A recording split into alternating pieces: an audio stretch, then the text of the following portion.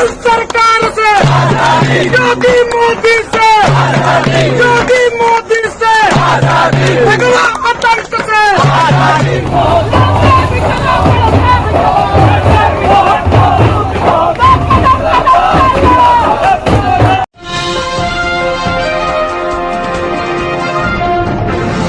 साथियों नमस्कार, मैं हूं नीरज पटेल और आप देख रहे हैं नेशनल जनमत।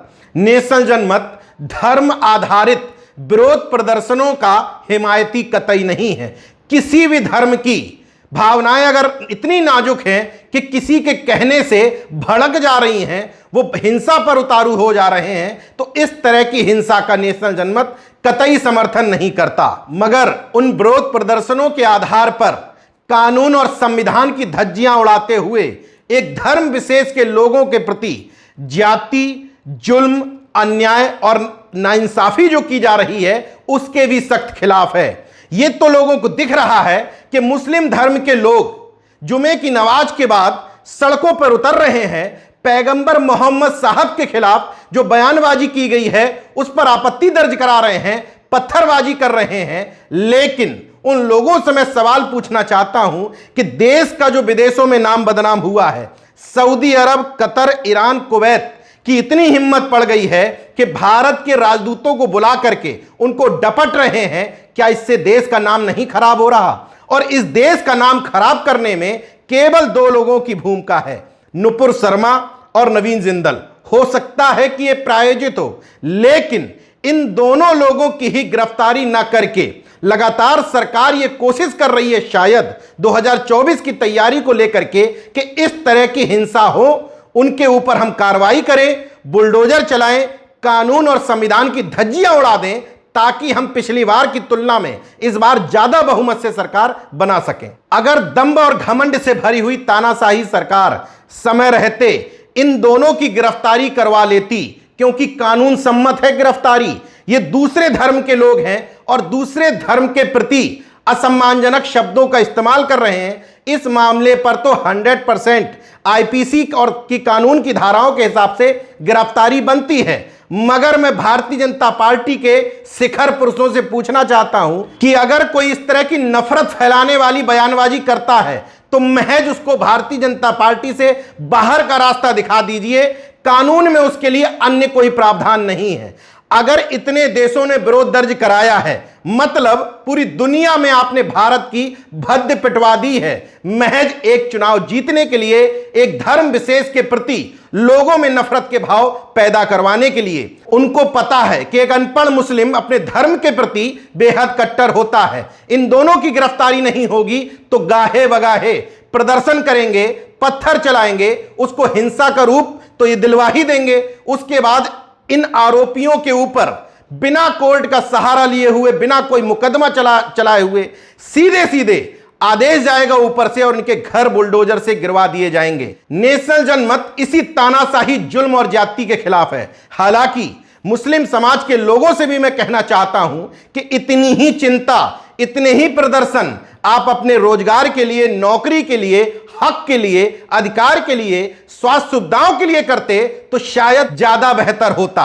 मगर सरकार का दोहरा रवैया यहां स्पष्ट तौर पर दिखाई दे रहा है। प्रोफेसर रतन लाल और लखनऊ विश्वविद्यालय के प्रोफेसर रविकांत महज चंद लाइनें किसी को कोड करते हुए लिख देते हैं, इनके खिलाफ न कोई बड़ा प्रदर्शन होता है, न विदेश तक बात पहुंचती है, न देश की बदनामी होती है। और इन दोनों मामलों में अंतर है, ये दोनों प्रोफेसर जिस धर्म में जन्म लिए थे उसी धर्म की कुछ बातों की आलोचना रेफरेंस के साथ कर रहे हैं। वहीं दूसरी तरफ वो दोनों लोग, नुपुर शर्मा और नवीन जिंदल, जिस धर्म में पैदा हुए हैं उसके विपरीत दूसरे धर्म के प्रति नफरत फैला रहे हैं। इनकी गिरफ्तारी अगर हो जाती तो यह सारा बवाल होता ही नहीं। बहरहाल अभी तक उत्तर प्रदेश में जहां जहां से पत्थरबाजी की खबरें आई, प्रदर्शन की खबरें आई, 255 लोगों को गिरफ्तार किया गया है, दर्जनों मकान जमींदोज कर दिए गए हैं। लेकिन सबसे ज्यादा चर्चा हो रही है प्रयागराज में जावेद मोहम्मद उर्फ जावेद पंप के मकान की, क्योंकि उनकी बेटी आफरीन फातिमा जेएनयू की छात्रा है। जेएनयू में इस जाति और जुल्म के खिलाफ प्रदर्शन भी हुआ।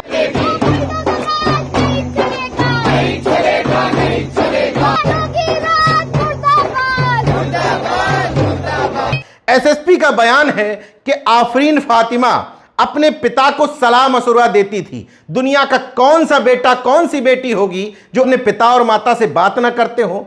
सलाह मशवरा वाली बात, क्या उनके घर के अंदर कोई गुप्त कैमरा लगा करके रखा गया है जो आपको पता है कि इसी बारे में सलाह मशवरा दिया होगा? दरअसल आफरीन फातिमा से तकलीफ यह है कि आफरीन फातिमा एक्टिविस्ट है, मुस्लिम होते हुए एक पढ़ी लिखी महिला है, अलीगढ़ मुस्लिम यूनिवर्सिटी में महिला कॉलेज की छात्र संघ अध्यक्ष रही, जेएनयू पहुंची और मुस्लिम समुदाय को धर्म नहीं बल्कि उनके अधिकारों के प्रति लगातार सचेत कर रही है। इसलिए आफरीन फातिमा को यह बताने के लिए कि तुम अगर समाज के लिए लड़ोगे तो हम तुम्हारा घर जमींदोज कर सकते हैं, उनका घर गिरा दिया गया। 11 जून की रात को नोटिस दिया गया कि सुबह 11 बजे तक घर खाली कर लो वरना हर कीमत पर घर गिरा दिया जाएगा। यहां मेरा सवाल यह है कि किसी को आरोपी बनाया जाता है तो सीधे सजा सरकार मुकर्रर नहीं करती, कोर्ट में लंबी प्रक्रिया चलती है। यहां तक कि कसाब जैसे एक अपराधी को भारत का न्यायिक सिस्टम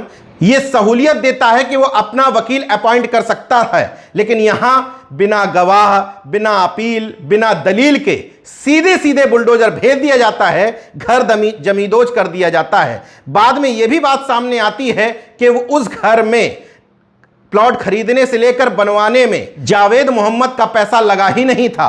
आफरीन फातिमा बताती हैं कि यह प्लॉट और घर उनके नाना ने अपनी बेटी को, यानी कि आफरीन फातिमा की मां को गिफ्ट किया था। अब नेशनल जनमत का भी सवाल वही है जो चंद्रशेखर आजाद जैसे तमाम सारे नेताओं ने उठाया है कि मान लीजिए कोर्ट में सबूतों के अभाव में जावेद मोहम्मद बरी कर दिए जाते हैं, तो फिर जावेद मोहम्मद का घर गिराने के लिए किसकी जिम्मेदार ठहराया जाएगा?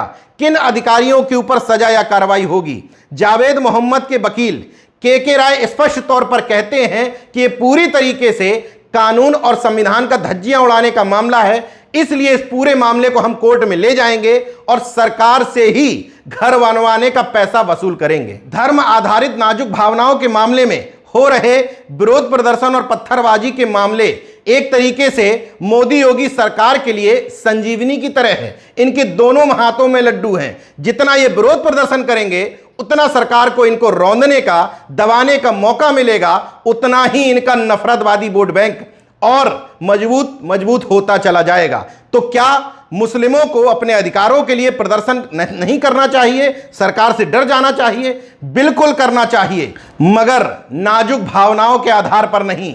आप अपना हक मांगेंगे, दुनिया को भी, लोगों को भी समझ में आएगा कि अपना हक मांगने पर किस तरीके से इनको रौंदा जा रहा है। मगर जब धर्म के आधार पर कोई बात होगी तो पता है इन सरकारों को कि उनका मूर्ख वोट बैंक एक धर्म विशेष के लोगों को जितना टाइट करके रखा जाए उतना खुश होता है। भले ही इनको टाइट करके रखने के चक्कर में उनकी अपनी खुद की नौकरियां, आरक्षण, हिस्सेदारी, लेटरल एंट्री के नाम पर, निजीकरण के नाम पर सब कुछ खत्म कर दिया जाए, मगर वो इनकी तकलीफों को देख करके, गिरते हुए मकानों को देख करके खुश हो रहे हैं, बगैर ये सोचे हुए कि अगला नंबर उनका भी हो सकता है। देश के इन हालातों का जब इतिहास में जिक्र होगा तो तानाशाही सरकारों और उनकी दलाल मीडिया पर तो सवाल उठेंगे ही, साथ ही साथ असली विलेन के तौर पर नाम लिया जाएगा देश के सम्मानित न्यायाधीशों और अदालतों का, जिनके फैसलों पर सवाल उठा दो तो उनको बड़ा कष्ट होता है।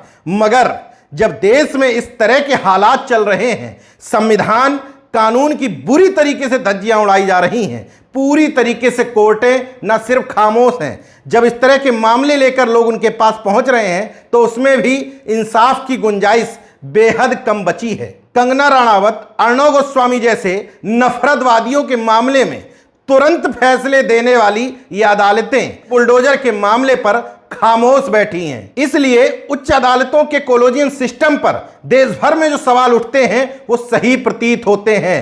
राम मंदिर का फैसला सुनाने वाले chief justice of India Ranjan Gogoi जब राज्यसभा पहुंच जाते हैं तो निश्चित तौर पर इस अवैध रिश्ते की परतें खुलती हुई दिखती हैं।